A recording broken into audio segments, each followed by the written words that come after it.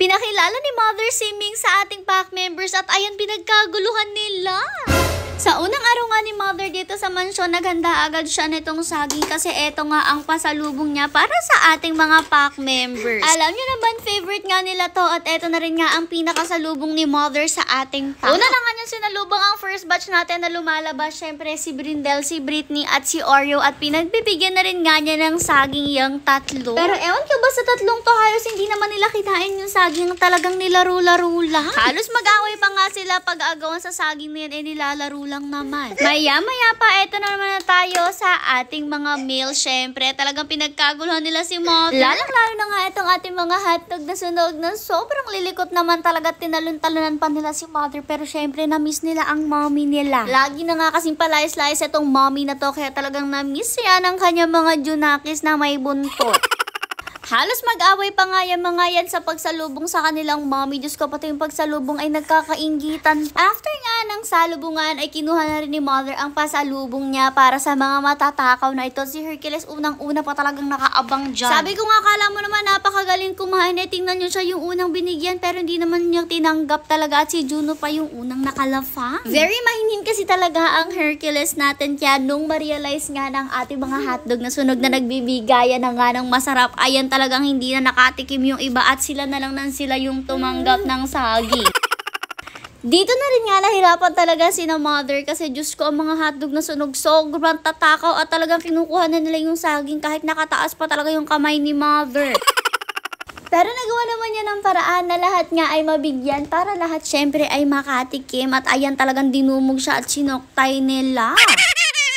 Pero bilang nga yan ni Mother, tig-isang piraso lang sila. Syempre, hindi sila pwedeng makadami para hindi ma-upset yung tummies nila. At syempre, kakain pa sila mamaya ng dinner. Maya-maya pa nga si Kuya Semenyo, lumabas nga siya na may dalang electric fan. At tingnan nyo naman ng Hercules, o diba tatakbo agad siya at umakyat agad. At hindi lang yan pumwesto talaga agad siya sa harap ng electric fan. Alam niya na kanya yan, pero yan na rin kasi talaga yung pinakakasiyahan niya. Basta nakatutok siya sa electric fan ay solve na. Habang nagkukulitan nga dyan ng mga meals, kami naman dito sa loob nakikipagkulitan na rin dahil kinuha namin ang toy ni Ate Bibo. Ganito kasi mga bet na toy ni Ate Bibo niya, pero nagalit siya kasi kanya nga daw yung toy at hindi daw yan kay Tutoy.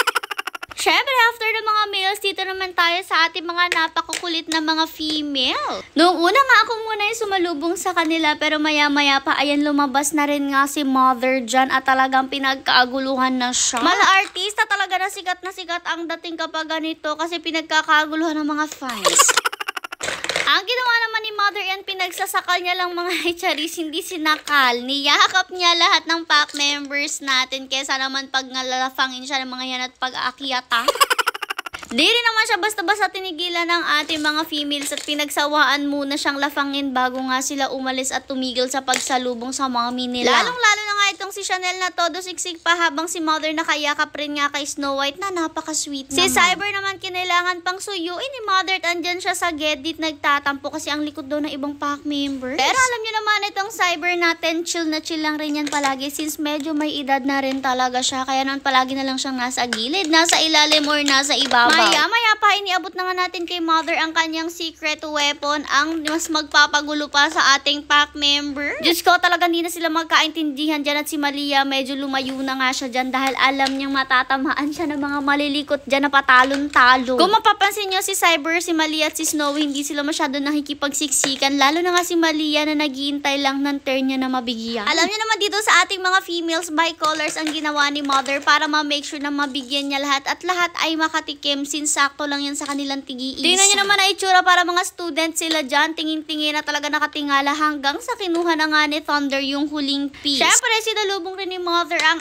ating mga pusa. Andyan si Ming at si Musang. Una na nga niyang kinuha si Ming at pinakita nga niya sa ating pack member. Syempre, nagkagulo sila. Pero sabi ko, ang cute rin naman nila kasi nga, ayan, talaga lahat sila nakatayo dyan. Habang si Ming nga, ayan, medyo takot siya dyan. Pero syempre, hindi naman natin siya inilapit totally sa ating pack members. Parang ipinakita nga lang natin. Diyos ko, itong pack members natin, hindi rin kasi talaga sanay na lagi nakakakita ng si Musa nga, hindi na nakuha ni Mother kasi ayaw talaga niyang lumabas. Tapos, eto nga, nilagyan din sila sila ni Mother ng kanilang mga duyan. Actually, meron na talaga silang tigda 2 hammock sa kanilang mga cages pero pinaltan lang sila ni Mother para nga daw fresh at okay na okay na. Eto nga ang isa, nilalagay pa lang ni Mother, talagang sumasampa na agad. Hindi talaga makaintay, gustong-gusto yung bago niyang hammock. Alam niyo naman, 2 cages rin ng mga pusa yan, tapos tig 2 nga ang laman sa loob. Sa isang cage, andyan si Musang at si Ming, at sa kabila naman itong 2 natin bagong rescue na kulay silver. Kaya naman tigda 2 hammocks rin kada cages para lahat nga sila ay tigi-isa dyan at hindi magkainggita. Na makatapos nga si Mother sa mga pusa, ang pack members naman natin nandito pa rin sa labas at ayan, nagmamarites na sila nung time na to. After talaga nilang magsilaro ng ganyan, kumakalma na rin sila. It's either magmamarites sila or magpapahinga na rin nga sila kanya-kanya. Basta makikita mo na lang sila mga